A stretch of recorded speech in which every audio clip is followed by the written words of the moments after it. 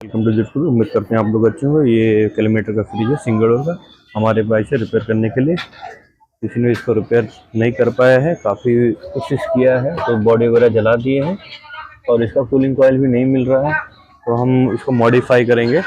और एक cooling coil है गोदरेज का मिला हो, लेके आएंगे।